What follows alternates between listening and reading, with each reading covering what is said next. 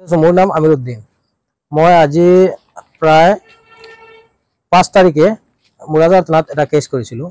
কেছটো হ'ল আপোনাৰ জিয়াবুৰ নামৰ ল'ৰা এজনে আমালোকক 4জনীয়া মানুহ, আমালোক 4জন আৰু বহুত মানুহ আছে। আমালোক এতিয়া 7জনীয়া গ্ৰুপ, কোচৰ মানুহ আৰু 3জন আছে।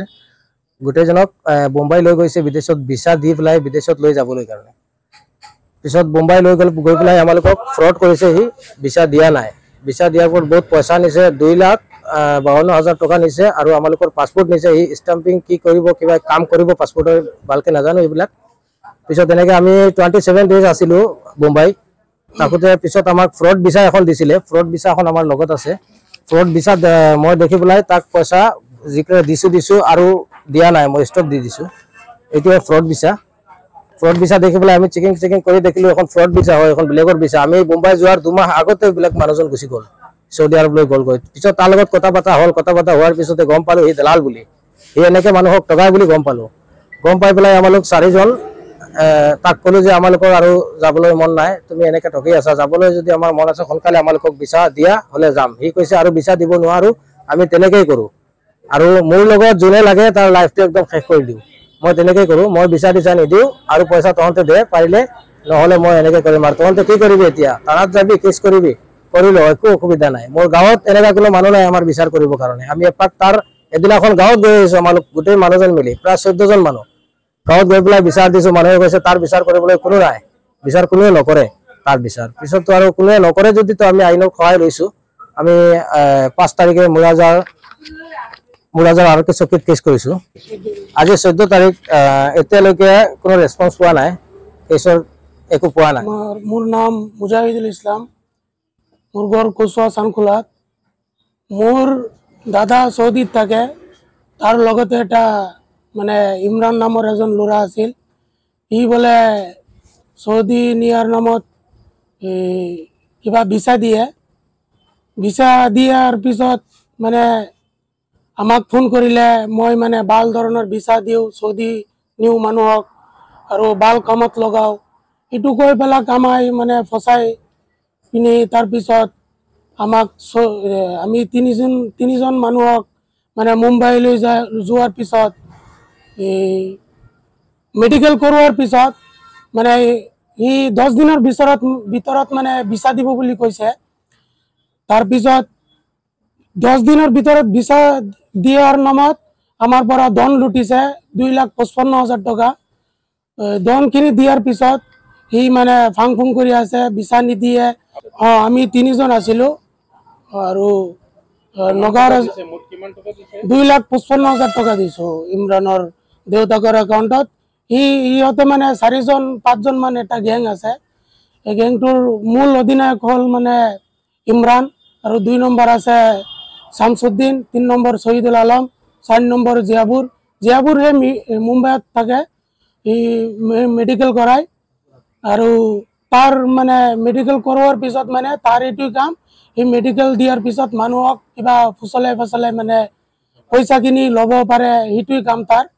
আৰু ইমৰান যিটো মূল অধিনায়ক, সি মানে সৌদিত আছে আৰু তাৰ বাপেক ভাই সি 2জন মানে ঘৰত আছে।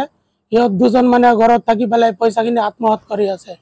আৰু পাছপোৰ্ট এতিয়া প্ৰায় 12জন মান মানুহৰ পাছপোৰ্ট তাৰ হাতত আছে।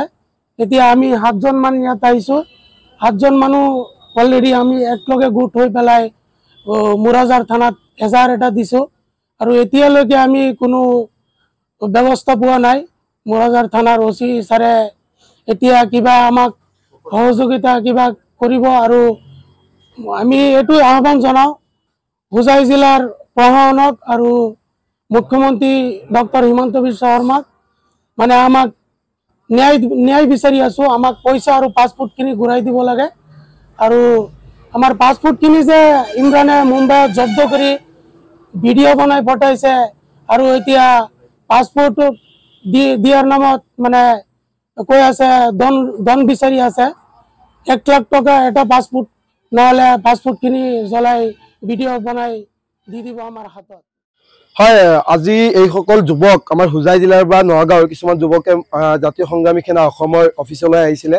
জিলা অফিচলৈ আমাৰ লগত লগ ধৰিছিলে আৰু তেওঁলোকে এটা বস্তু তেওঁলোকে উল্লেখ কৰিছে যে কিছুমান প্ৰবঞ্চকে আচলতে তেওঁলোকক বিদেশ নিয়াৰ নামত বহুদিনৰ পৰা তেওঁলোকৰ পাছপোৰ্ট জব্দ কৰিছে আজি নিম কালি নিম বা পাছপোৰ্ট অনাৰ সময়ত যেতিয়া তেওঁলোকে আগবাঢ়ে তেতিয়া দেখা যায় যে তেওঁলোকক বয়বাবুকি দিছে গতিকে আমাৰ ওচৰত ইতিমধ্যে তেওঁলোকে এখন অভিযোগ দিছে আৰু সেই অভিযোগৰ ভিত্তিত তেওঁলোকে ইতিমধ্যে আহি উপস্থিত হৈছেই গতিকে মই তেওঁলোকৰ কাগজ কলমৰ ভিত্তিত অৰ্থাৎ তেওঁলোকৰ নথিপত্ৰ চাই মই এটা বস্তু গম পালোঁ যে এই ধৰণৰ কিছুমান হাতীখালী বা শিৱপুৰৰ কিছুমান প্ৰবঞ্চকে হোজাই জিলাত এক বৃহৎ নেটৱৰ্কৰ সৃষ্টি কৰি নিবনুৱা যুৱকসকলক সংস্থাপন দিয়াৰ নামত বিদেশত সংস্থাপন দিয়াৰ নামত এক বৃহৎ ৰেকেট সৃষ্টি কৰিছে যি ৰেকেট হোজাই জিলাত আগতে হৈছিলে সেই সময়ত জিলা প্ৰশাসনে নিৰ্মূল কৰিছিলে কিন্তু সেই ৰেকেটসমূহে পুনৰবাৰ দেখা গৈছে মূল তুলিত কিয় নাহিছে গতিকে মই জাতীয় সংগ্ৰামী সেনা অসমৰ ফালৰ পৰা স্পষ্টভাৱে সেইসকল দালালক ক'ব বিচাৰিছোঁ যে যিসকল নিবনুৱাক